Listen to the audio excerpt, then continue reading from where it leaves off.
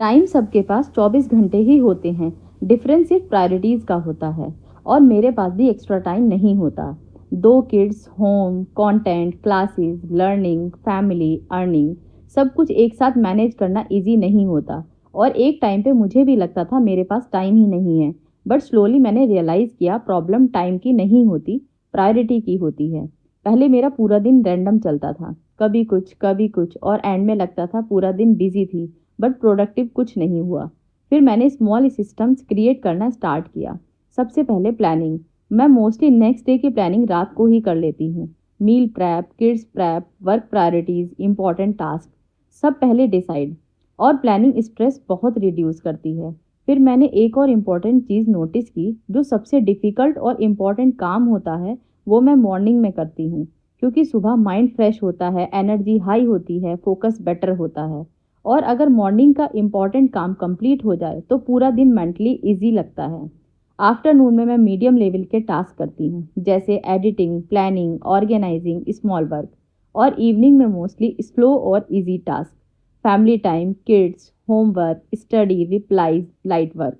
इससे पूरा day smooth feel होता है। और मैंने एक और इम्पॉर्टेंट चीज़ सीखी, हर चीज़ परफेक्ट करना ज़रूरी नहीं होता। कभी कभी सिंपल भी इनफ होता है। फिर स्क्रीन टाइम। मैं ट्राई करती हूँ अननेसेसरी स्क्रॉलिंग कम करूँ, क्योंकि ऑनेस्टली थोड़ा थोड़ा स्क्रॉलिंग मिलकर बहुत टाइम कंज्यूम कर देता है। और वही टाइम अगर लर्निंग में लगाओ तो लाइफ ग्रेजुअली चेंज हो सकती है। एक और चीज़ जो मुझे हेल्प करती है, टास्क बैचिंग। मैं मल्टीपल क्लिप्स एक साथ शूट कर लेती हूँ, कंटेंट आइडियाज़ एक साथ प्लान कर लेती हूँ, एडिटिंग भी एक फिक्स टाइम पे करती हूँ।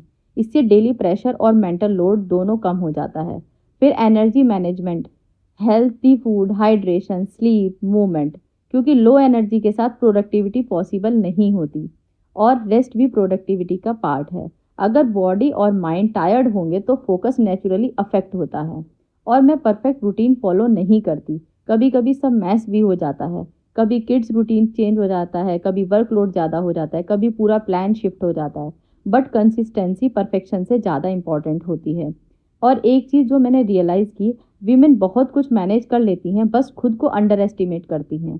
आपको एक्स्ट्रा 5 घंटे नहीं चाहिए, आपको बस क्लैरिटी, प्रायोरिटी और स्मॉल सिस्टम्स चाहिए।